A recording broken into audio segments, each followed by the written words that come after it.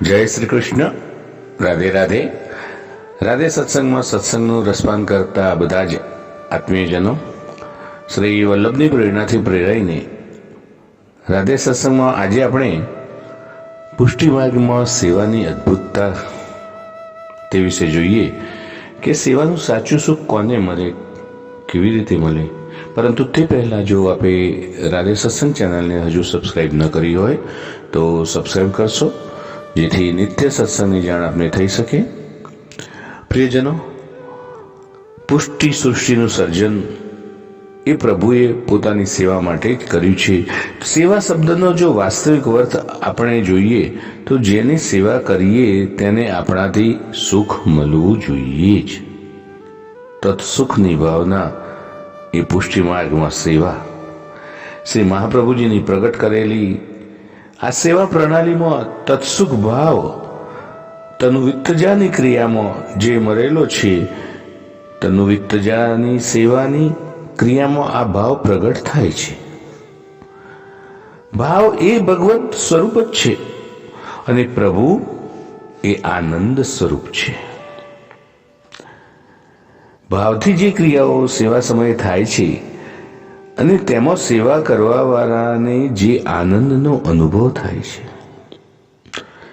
સેવાની ક્રિયામાં પ્રભુને સુખ થાય તો તત્સુખ ભાવ પણ સિદ્ધ થાય છે. પ્રિયજનો, શ્રી મહાપ્રભુજીની પ્રગટ કરેલી સેવા મર્યાદાને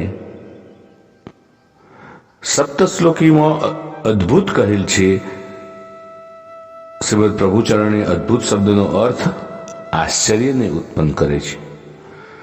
માયાવાદ તમો નિરસ્ય મધુભિત સેવાખ્ય વર્તમ અદ્ભુતમ શ્રીમદ ગોકુલનાથ સંગમ સુધા સંપાપક તત્ક્ષણત.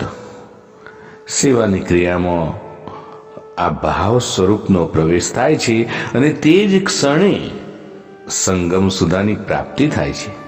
અને આ જ સેવા માર્ગની અદ્ભુતતા છે. પ્રિયજનો, આ પ્રકારે સેવા માર્ગ ફલાત્મક પ્રગટ કર્યો છે. ફલરૂપ પ્રભુ જ ભાવરૂપથી સેવાની ક્રિયામાં પ્રવેશ કરે અને સાધનરૂપ પોતે જ બની પોતાના નિજજનને આનંદનું દાન કરે છે, અથવા તો આનંદરૂપથી સેવા કરવાવાળા ભક્ત સાથે વિવિધ આનંદના ભાવોથી વિલસે છે. અને તે તો આ પુષ્ટિ માર્ગની સેવા માર્ગની અદ્ભુતતા છે.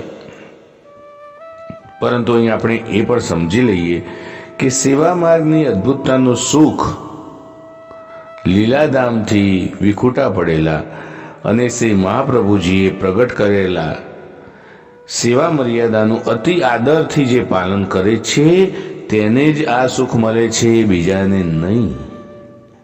તો પ્રિયજનો, આપણે પણ મહાપ્રભુજીએ પ્રગટ કરેલ સેવા મર્યાદાનું અતિ આદરથી પાલન કરી સેવા કરીએ અને આ સુખ માણીએ.